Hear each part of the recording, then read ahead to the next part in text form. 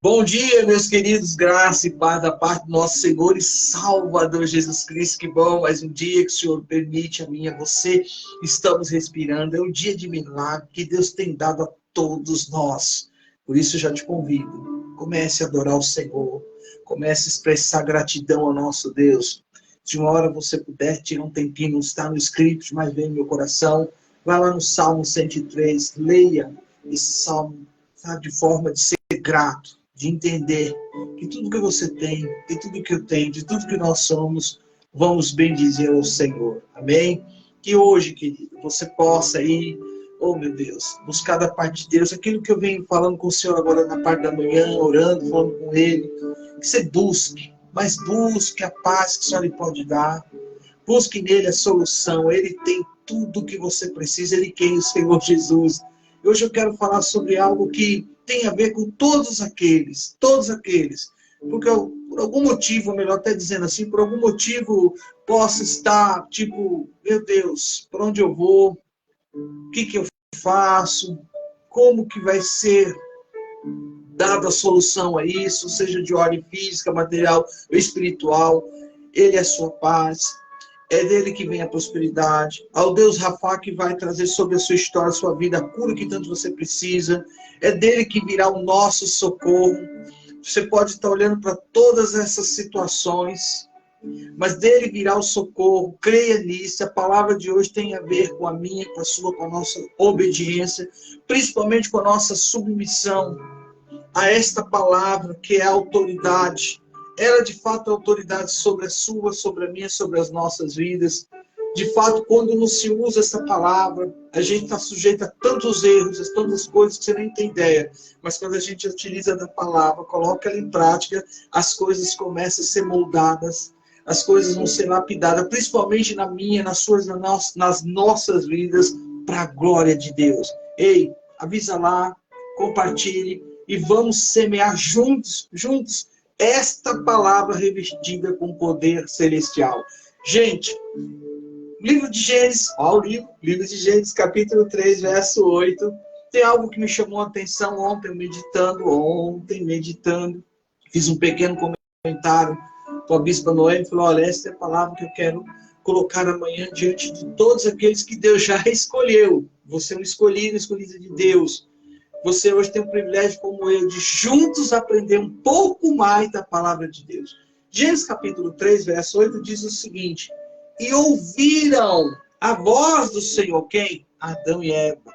E ouviram a voz do Senhor Deus que passeava no jardim pela virada do dia. E escondeu-se Adão, olha lá, e sua mulher da presença do Senhor Deus entre as árvores do jardim. Então guarde Gênesis 3:8. Gente, eu quero hoje, junto com você, para a glória de Deus, aprender um pouquinho sobre estar em submissão a Deus em primeiro lugar. E aquelas pessoas que Deus de fato levantou como autoridade da parte de Deus para que a gente possa, através dessas vidas, desses homens e mulheres de Deus, aprender a palavra de Deus. Olha o que eu vou falar. E errar bem menos. Como que é? E errar bem menos. Quer dizer que eu vou errar, claro. Você vai errar, claro. Só que a gente vai ter consciência, gente, que aquele erro pode nos tirar o direito da vida eterna. Não tem ninguém nessa terra que não vai errar, gente. Só teve um, glória a Deus por isso, que não errou. Que não deixou nada de mau exemplo para mim e para você. Ao contrário, se a gente seguir as pegadas dele, o exemplo dele, falar como ele falou, agir como ele agiu com seus inimigos, com aqueles que odiavam, com aqueles que queriam matá-lo, se a gente tiver, olha, essa prática, não vou dizer que para você que é fácil, mas não é impossível, porque o Espírito Santo vai nos ajudar. Ele pode te ajudar e me ajudar. Mas tem muita gente, por não ter alguém que realmente coloque a palavra de Deus em prática, ensinando, orientando, não é mandando, não é ordenando, mas é colocando a palavra de uma forma que você aceite ela e comece agora a praticar, para que tenha mudança na sua vida, na sua família, em tudo que você é. Então, estar em submissão é estar sob a missão. Ó, estar em submissão é estar sob a missão de alguém ou de algo. Significa que há alguém sobre nós. Ontem, para a glória de Deus, eu tive um discipulado maravilhoso. Eu ia falar no final, mas eu tenho que falar já na introdução. Eu, a minha esposa, a Bispo Noemi, juntamente com o patriarca Luiz Mendes, Bispo Luiz Mendes da Silva. Se alguém não sabe, eu vou deixar claro aqui isso. O Bispo Luiz Mendes da Silva, ele é o patriarca, ele que iniciou o trabalho aqui na cidade de São Paulo, Osasco, a Igreja de Deus no Brasil. A Igreja de Deus no Brasil, ela é americana, foi fundada em 1886, 19 de agosto, data essa que eu não tenho como esquecer, a data do meu aniversário, e ele iniciou esse trabalho aqui. E nós lá fizemos pequeno discipulado, uma reunião maravilhosa, edificante, ali aprendi muito, em pouco tempo que eu fiquei com ele, sabe, do início, de tudo que ele fez, submisso a Deus, em segundo lugar, aqueles que o enviou. E hoje ele tem esse legado. E esse legado, nós vamos continuar falando, anunciando, pregando, orando. Então, nós vamos elaborar agora uma estratégia de trabalho, aliás, já está, melhor até dizer dessa forma, e vamos agora levar o Cordeiro de Deus em cada lar. Para aquele que já entende discipulado, sabe que nós vamos levar a palavra em cada lar que Deus assim já escolheu, assim já está determinado, apenas eu preciso chegar lá e dizer que Cristo é o Salvador. Com isso, claro, vem a multiplicação, vem salvação de vidas. Isso vai acontecer aqui nessa cidade chamada Osasco, para a glória de Deus. Em alguns bairros que nós já temos, alguns lares nos aguardando também. Então veja que coisa maravilhosa. Repito, estar em submissão, gente, é estar sob a missão de alguém ou de algo. Significa que há alguém sobre nós. Deus, oh aleluia, Deus é um Deus de hierarquia. Deus abomina a rebeldia e tudo que possa se parecer com ela. Não se esqueça disso. Deus, por exemplo, não tolera a rebeldia. E a Bíblia fala, nesse texto que a gente citou, de um homem, por exemplo, até eu quero deixar claro que o texto aqui fala lá de Salmos. Salmos representa alguém que estava solteiro, alguém que precisava, na verdade, ter um encontro real com Deus, alguém que necessitava alcançar a promessa de Deus, e você vai entender já já. Então, vamos lá. Deus não tolera a rebeldia, e a Bíblia, nesse texto, que eu vou citar já já, traz uma promessa, e a promessa que ele ainda não tinha constituído uma família, mas Deus daria a ele esse direito. Ou seja, a promessa é que Deus entregará a esse homem uma família e ainda fará prosperar. Nós já dou o endereço. Logo, eu e você já podemos concluir que todo homem que assume uma família ou que casa, ele já entra nessa promessa e já está debaixo dessa promessa que há de conduzir a uma prosperidade. Ou seja, vem algo mais importante ainda. Não se esqueça, eu e você tem que lembrar disso. Não se esqueça que é necessário remover qualquer rebeldia para que o decreto bíblico se cumpra na sua família, na minha família, nas nossas vidas. E principalmente a você, meu cidadão do céu, que está aí aliançado, noivo, já para casar. Guarde isso, porque já já você vai entender melhor como Deus tem palavra rema, como Deus tem uma palavra poderosa para mim e para você neste dia. Amém? Então, olha só que coisa interessante. Quando eu cito algo da parte de Deus aqui, eu quero que você entenda que esta promessa se encontra no livro de Salmos. Ok? Guarde isso. Se encontra aonde? No livro de Salmos. Eu cito já já. Agora, a gente tem que aprender uma coisa importante, que começou lá em Ezequiel 28:17, porque aqui está falando de algo que tem a ver com uma promessa para alguém que vai constituir, ou já tem constituído uma família. Ponto. Só que Deus já é bem claro, não pode haver no seu, no meu, nosso coração, rebeldia. Tanto, gente, que não está aqui, mas eu quero trazer algo que tem a ver com muitas situações que acontecem com a gente na igreja. Muita coisa não é na igreja, não é no ambiente de 4 paredes, não é no ambiente sentado no banco, não é no ambiente chamado púlpito, não é no ambiente chamado altar. Muita coisa sai do lar e do lar acompanha até aquele lugar chamado casa de oração. Então, algumas coisas só se resolvem lá no lar, não se resolve na casa de oração. Algumas coisas estão amarradas, estão escondidas no lar, não estão na casa de oração. Quando você leu comigo Gênesis, capítulo 3 e 8, você já vai notar que alguma coisa me diz que aconteceu lá no Jardim do Éden, vamos dizer, lá no lar, lá no meio da família, algo que não deveria ter acontecido. O que aconteceu lá? O casal errou, o casal pecou e se tornou agora rebelde contra aquilo que Deus tanto orientou. Eles não fizeram algo, eu não sabia, puxa, meu Deus. Não. Você sabe quem é ali o discipulador? Quando você lê lá, o próprio Deus que vinha visitá-lo e discipular, orientar. Gente, que comunhão maravilhosa. Mas veja bem quem entrou nesse negócio aí. Como que foi a artimanha do inimigo? Por quê? Porque a Bíblia vai falar em Ezequiel 28:17 isso. E elevou-se o teu coração por causa da tua formosura. Corrompeste a tua sabedoria. A primeira rebelião aconteceu aqui, está descrito em Ezequiel 28:17. Lá na base do trono de Deus. Onde, gente? Lá na base do trono de Deus foi constituída a primeira rebelião diante de uma reivindicação de direitos iguais. E um desejo egocêntrico de ser maior que Deus. Ou seja, houve quebra de princípio de autoridade. Foi aí que Lúcifer caiu. Vou repetir. Houve quebra de princípio de autoridade. Foi aí que Lúcifer caiu. Olha, entrou no coração, primeira coisa, orgulho.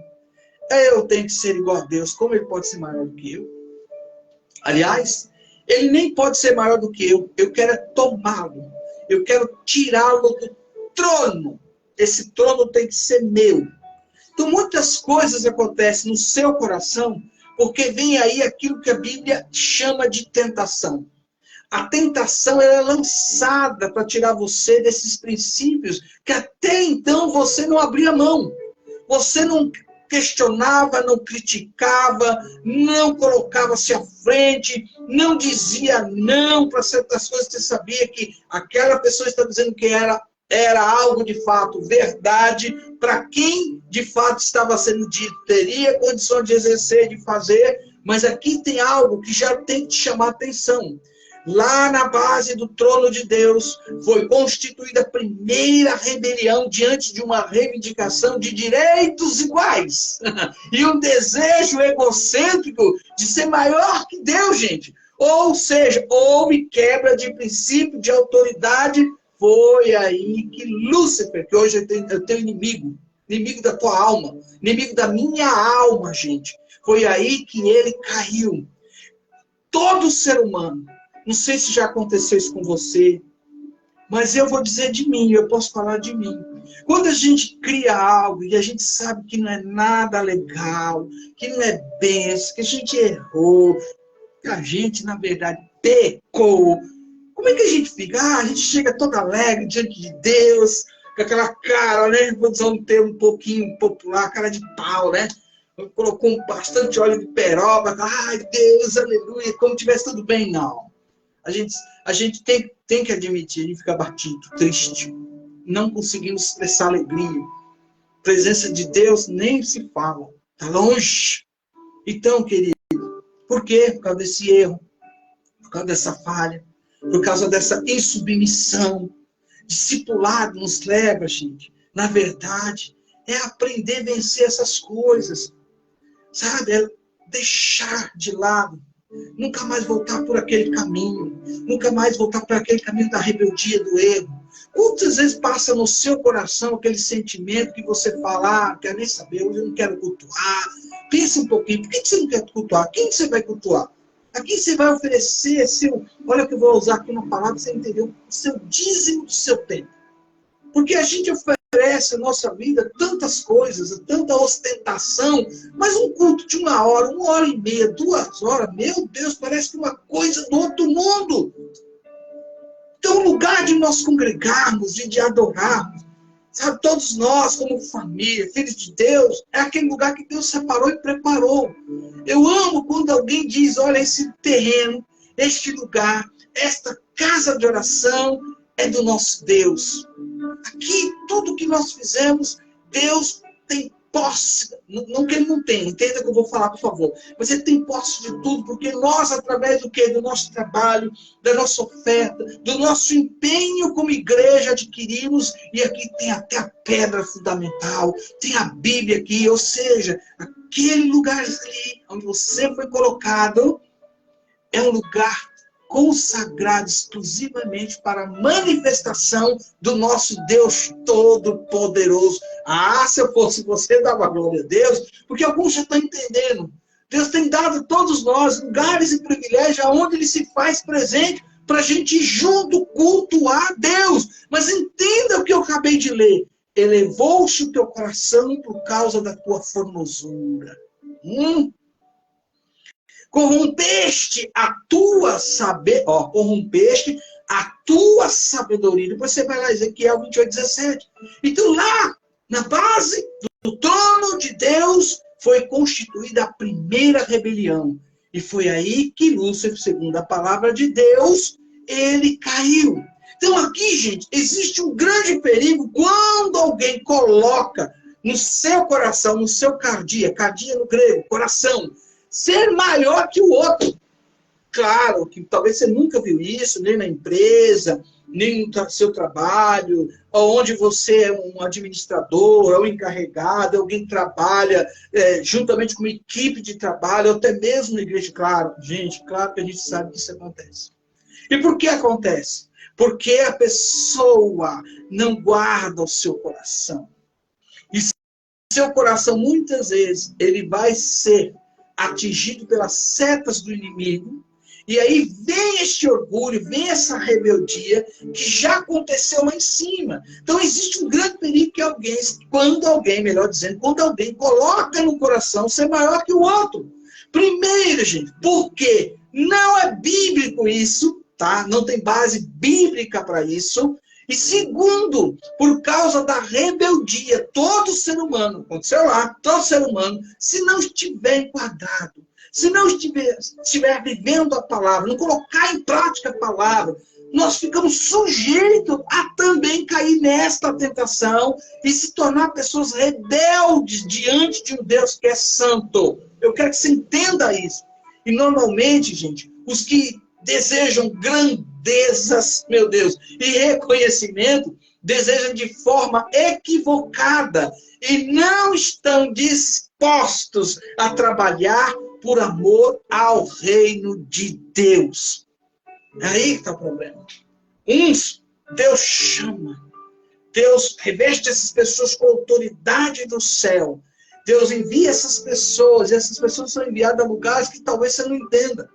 Talvez você não foi chamado para certos lugares, certas geografias, mas alguns foram, porque tem de Deus autoridade, são revestidos de autoridade por Deus. Por isso que eu entendo que alguns não serão queridos, não serão enviados, não serão e não terão ministério apostólico para desbravar, para abrir frente de trabalho, plantar igreja, ou são chamados apenas para cuidar de algo que alguém começou. E aí a gente tem que entender isso. Depois que alguém começou, tirou pedra, limpou terreno, e tanta coisa que foi feita no modo de falar espiritual, chega aqueles que vão dar continuidade. E eu sei que em algum momento da minha história, mesmo que eu já tenha feito algumas coisas como enviado, chegará um momento que às vezes eu vou cuidar. Não quer dizer que chegou esse momento, mas pode ser que Deus me leve e fale, você cuide disso aqui. De quem é? Daquele que começou. Então, tem amigos meus, nobres amigos, pastores, pastoras, que estão cuidando de algo que alguém começou lá atrás. Então, todo louvor é a quem? Glória eu tenho que dar a quem? Ao nosso Deus. É Ele que é digno de toda a honra e de toda a glória. Agora, até aqui, você entendeu a primeira rebelião, mas e a segunda? Tem a segunda. Gente, a segunda diz o seguinte, E ouvindo a voz do Senhor, que passeava no jardim, né, à tardinha, se esconderam-se. Quem? Adão e Eva se esconderam. Então, a segunda rebelião, para quem não sabe, começou na família. Céu, agora a segunda está atingindo o quê? A família. E por que atingiu logo a família? Porque o inimigo da sua alma, Satanás, entra e coloca Eva contra Adão e depois coloca ambos contra Deus. Olha que coisa interessante. O inimigo entrou, foi direto em Eva, colocou uma dúvida no seu coração, falou, olha, você não está sabendo de nada. Como é que é? Não, se você pegar e comer, você vai ser igual a Deus. Como é que é? Você é igual a Deus? Por que ele me falou isso? Como assim? Aí você vai conhecer o bem e o mal, você vai ser igual a Deus. O inimigo da nossa alma, ele não queria ser só igual. Ele queria tomar o lugar de Deus. Entendeu? Ele queria tomar, literalmente tomar mesmo. E mandar e desmandar. Mas ele é um ser criado por Deus, um querubim, que cobria, para quem não sabe, a arca, ou seja, estava diante da presença de Deus. Só para você entender o negócio, eu não tenho tanto tempo, mas se parar para pensar um pouquinho, você vai começar a entender as coisas, como estão acontecendo e vem acontecendo até nos dias atuais, nos dias que hoje você e eu estamos vivos. Isso não tem a ver com ontem nem com amanhã, no dia de hoje. Então Satanás agora entra, coloca Eva contra Adão e depois coloca ambos contra Deus. E o que aconteceu foi que quando Deus veio, ele vinha, tinha discipulado com eles, ele veio. Ele não tolerou a rebeldia deste casal e colocou-os para fora do Éden. Deus não permitiu aqui, gente, que Adão e Eva continuassem no paraíso, ou seja, Deus os tirou do lugar da regalia, do lugar que eles viviam em completa bênção, com a presença dele, ou seja, isso significa que precisamos seguir o exemplo de Deus e não fazer o que muitas vezes fazemos diante de alguém que se rebela contra Deus, contra aqueles que Deus colocou diante deles como um queriz, alguém que é o ministro de fato da palavra de Deus. Isso acontece no lar, isso acontece na empresa, isso acontece, gente, aonde alguém está exercendo o cuidado de ser aquilo pela qual ela é ou ele é, uma autoridade. Não podemos deixá-las no lugar da regalia, tem que haver uma correção, tem que chamar essa pessoa com amor e sabedoria e mostrar, olha, você está errado, você está errado. E vai na Bíblia, ela é a autoridade. Aí está o segredo. Não vai na sua inteligência. Não vai porque você não errou nesta área que ela errou. Ela cedeu à tentação. Ele cedeu à tentação. Porque, gente, me diga o tamanho de um pecado aí.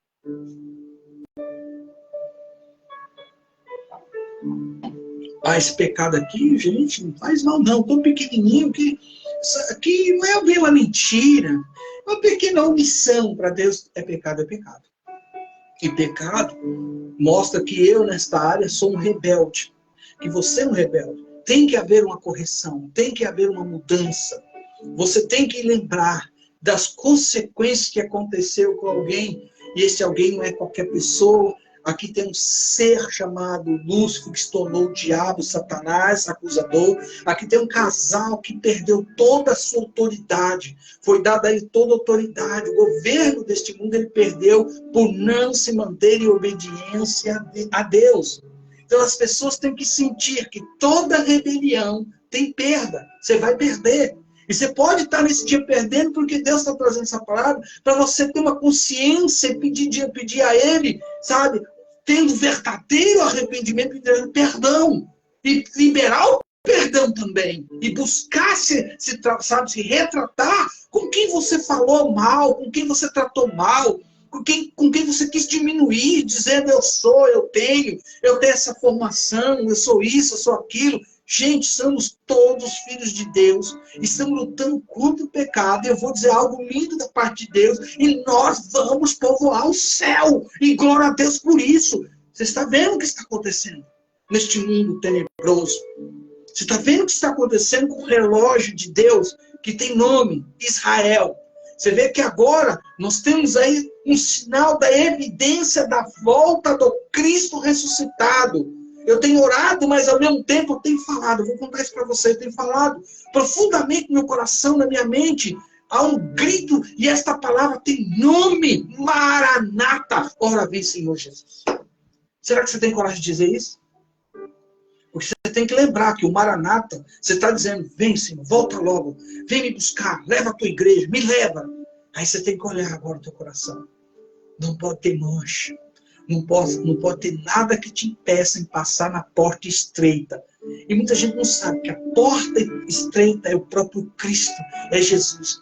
Ele sabe, ele te conhece, ele me conhece. Mas tem uma coisa linda da parte de Deus. Vamos para a Bíblia.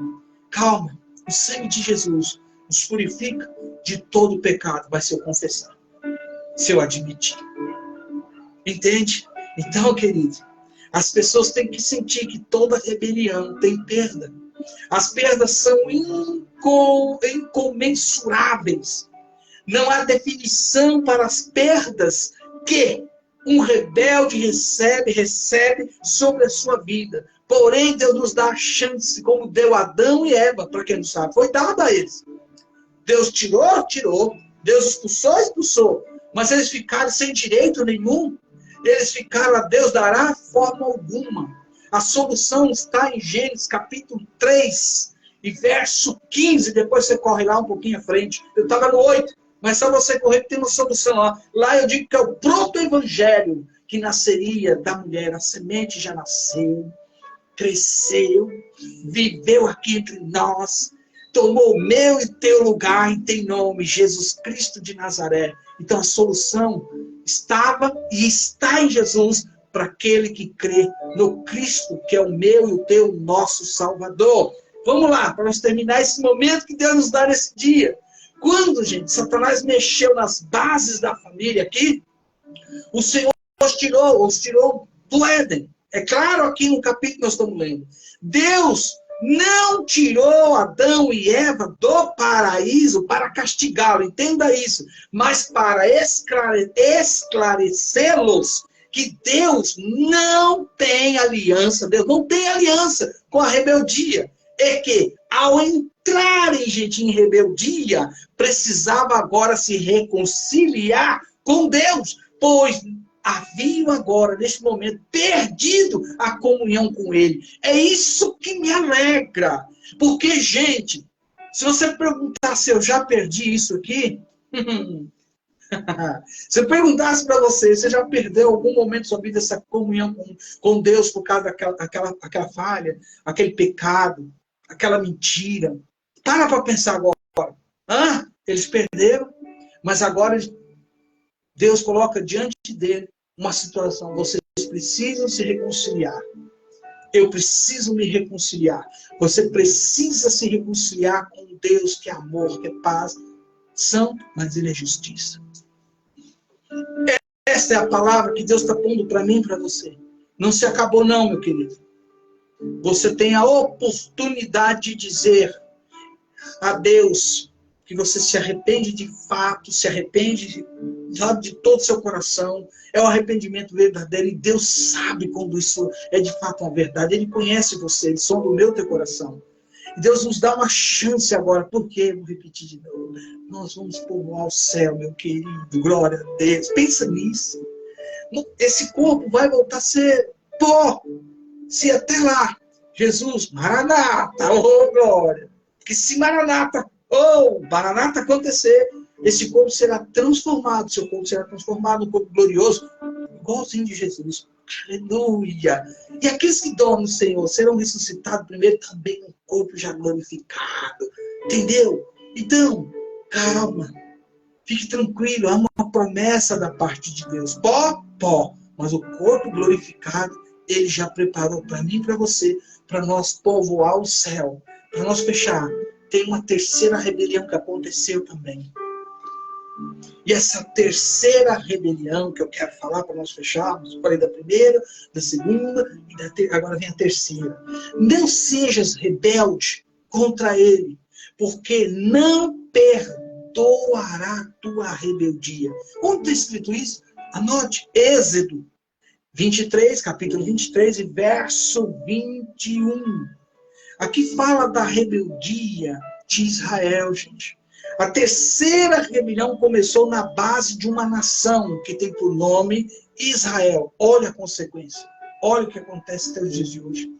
Se eles tivessem seguido à risca a orientação, tudo aquilo que Deus presente na nuvem, no fogo, através do profeta, daquele que foi escolhido, chamado Moisés, tivesse seguido à risca, o próprio Moisés, por um erro, vacilo, só pôde olhar de longe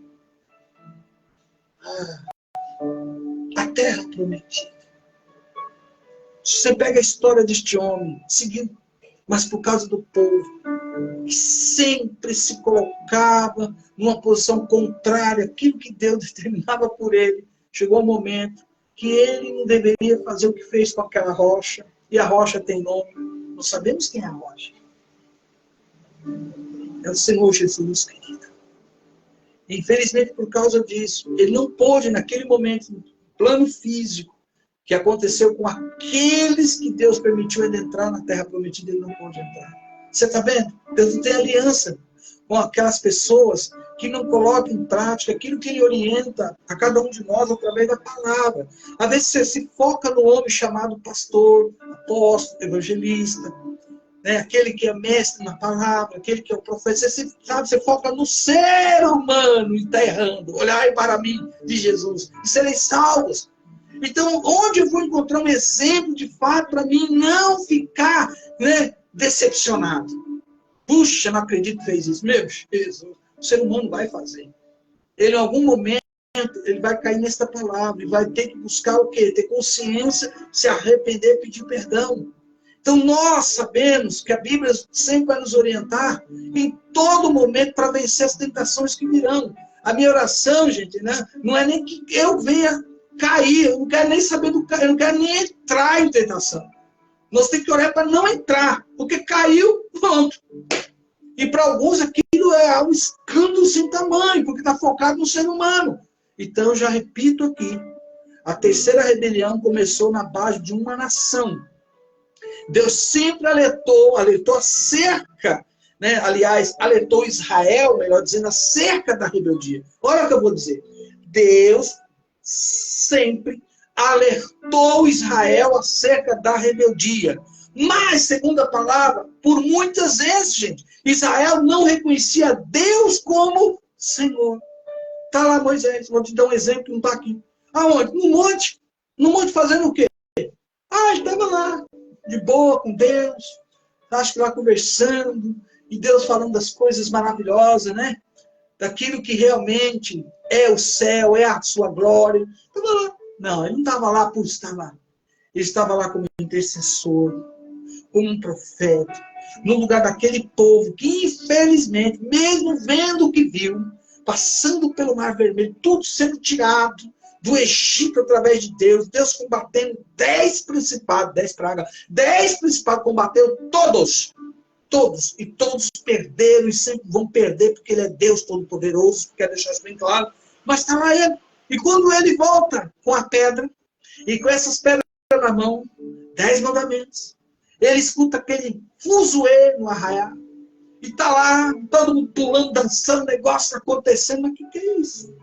E quando ele se depara, todo mundo pegou o que tinha de valioso, porque eles saíram abastados. O povo do Egito leva tudo, tipo, não volta mais aqui, meu Deus.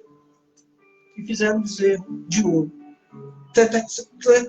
Começa a entender? Olha só, viram tudo, mas olha a posição deles. Então Deus sempre alertou Israel acerca da rebeldia, meu querido. Mas por muitas vezes Israel não reconhecia a Deus como Senhor. Assim como a nação escolhida por Deus. Qual nação? Israel. É uma nação escolhida por Deus.